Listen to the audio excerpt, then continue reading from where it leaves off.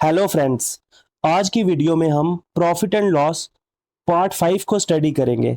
Last video हमने part 4 पर बनाई थी और उसमें हमने मॉडल नंबर 5 को डिस्कस किया था, जो कि बेस्ड था on overall profit and loss percentage. आज हम मॉडल 6 स्टडी करेंगे, जो कि बेस्ड है on effective percentage problem.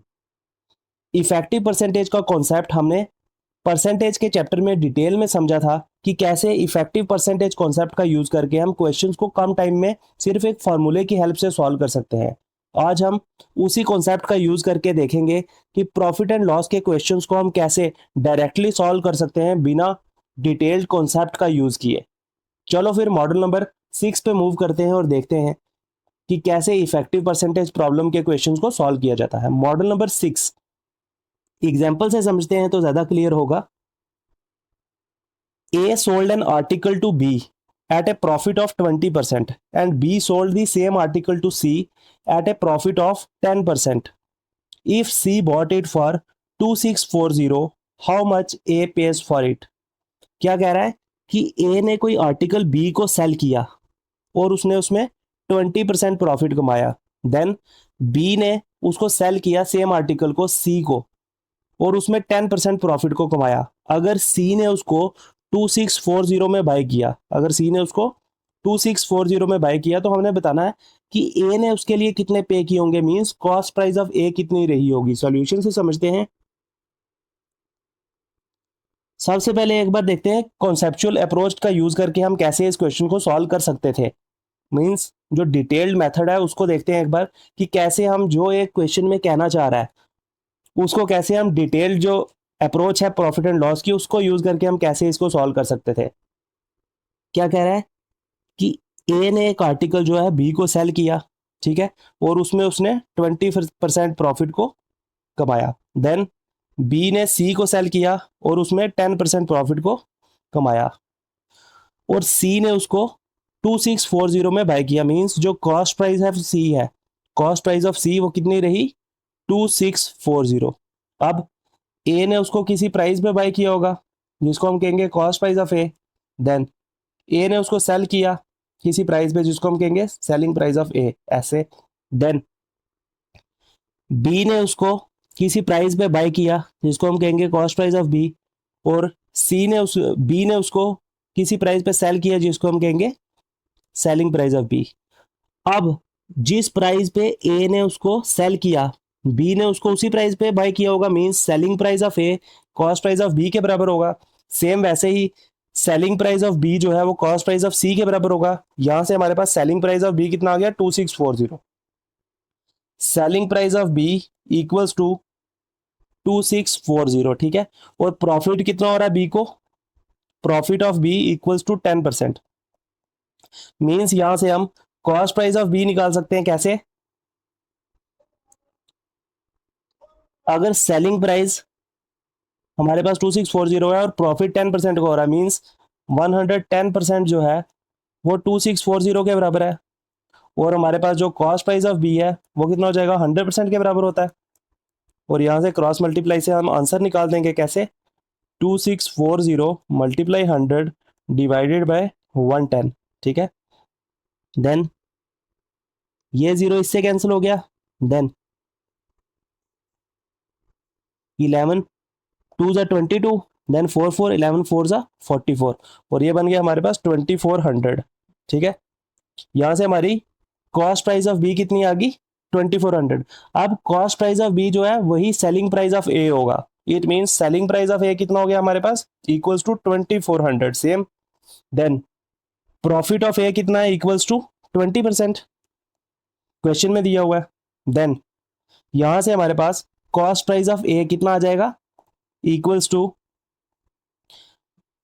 Selling price अगर 2400 है और प्रॉफिट 20% का हो रहा है, मींस 120% जो है हमारे पास 2400 होगा और कॉस्ट प्राइस ऑफ ए कितना हो जाएगा, 100%। वो हमें निकालना है, क्रॉस मल्टीप्लाई करेंगे, 2400 मल्टीप्लाई 100 डिवाइडेड बाय 120, ये जीरो इससे कैंसिल हो गया, 12 2 24 और जीरो कितना हो गया, इक्वल्स टू 2000। यहां से हमारे पास कॉस्ट प्राइस ऑफ ए कितनी आ गई, cost price of A equals to 2000 rupees और यही हमने निकालना था कि ए ने उसके लिए कितने पे किए, how much A page for it, और ए ने कितने पे किए इक्वल्स टू 2000, जो कि कॉस्ट प्राइस ऑफ ए आ गया हमारे पास। ऐसे हम डिटेल्ड अप्रोच का यूज करके क्वेश्चन को सॉल्व कर सकते हैं। आप देखते हैं कि इफेक्टिव परसेंटेज प्रॉब्लम, इस मॉडल में हम देखेंगे कि इफेक्टिव परसेंटेज कॉन्सेप्ट का यूज करके हम कैसे क्वेश्चन को जो है डायरेक्टली सॉल्व कर देंगे, इतनी डिटेल्ड अप्रोच में जाए बिना। इतनी डिटेल्ड अप्रोच में नहीं जाएंगे हम, डायरेक्टली जो है एक फार्मूले का यूज करेंगे और क्वेश्चन को निकाल लेंगे। कैसे, वो समझते हैं। अब हम देखते हैं स्मार्ट मेथड। स्मार्ट मेथड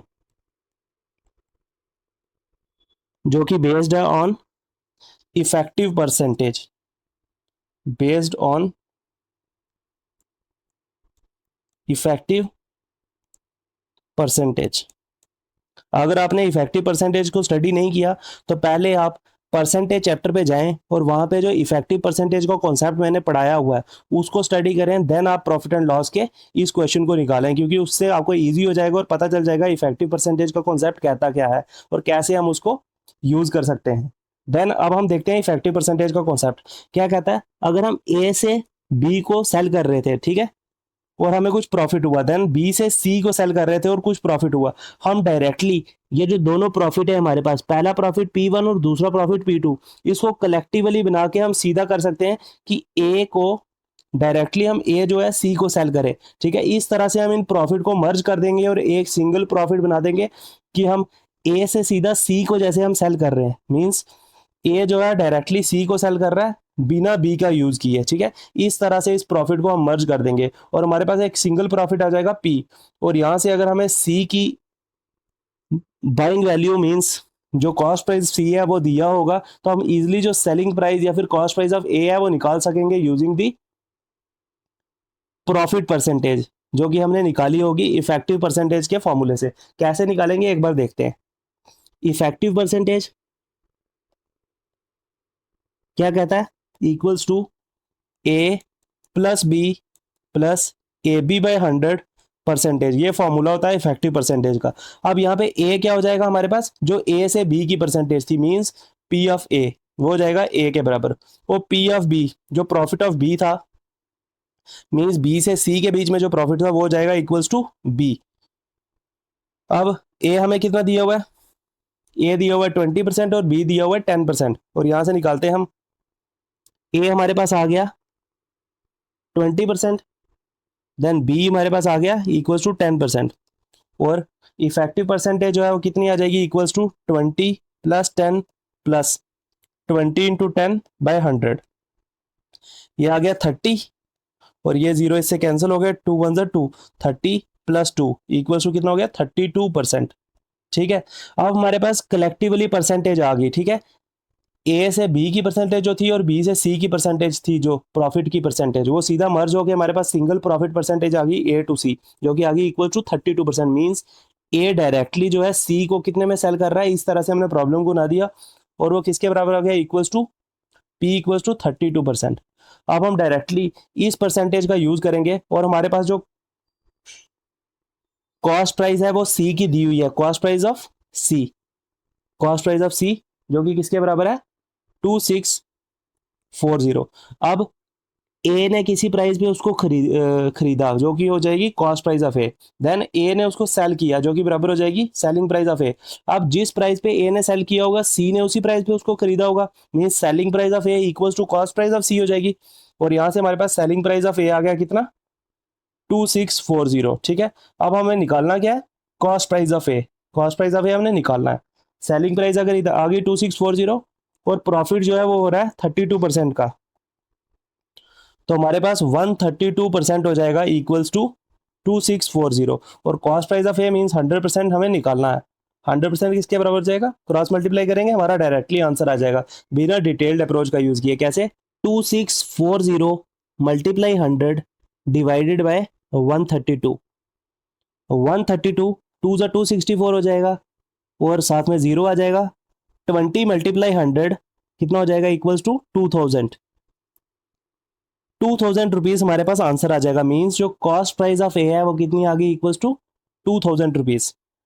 इस तरह से इफेक्टिव परसेंटेज कॉन्सेप्ट का यूज करके क्या किया हमने, कि दोनों प्रॉफिट परसेंटेजेस को मर्ज कर दी, profit percentage of A then profit percentage of B, दोनों परसेंटेजेस को हमने मर्ज करके इफेक्टिव परसेंटेज के कॉन्सेप्ट से हमने एक सिंगल प्रॉफिट परसेंटेज बना ली P%, और उसका यूज करके हमने cost price of A directly निकाल दिया using the cost price of C या फिर सेलिंग प्राइस ऑफ ए, ठीक है, जो कि दोनों इक्वली होंगी। इस तरह से आप इफेक्टिव परसेंटेज का कॉन्सेप्ट यूज करके बिना इस डिटेल्ड अप्रोच में जाए, ये जो डिटेल्ड अप्रोच हमने यूज की थी प्रॉफिट एंड लॉस की क्वेश्चन को सॉल्व करने के लिए, उसके बिना ही आप इफेक्टिव परसेंटेज के कॉन्सेप्ट से प्रॉफिट्स को मर्ज करके डायरेक्टली एक सिंगल प्रॉफिट परसेंटेज बना के क्वेश्चन को जो है कम टाइम में और विद इन सेकेंड जो है सॉल्व कर सकते हो आप।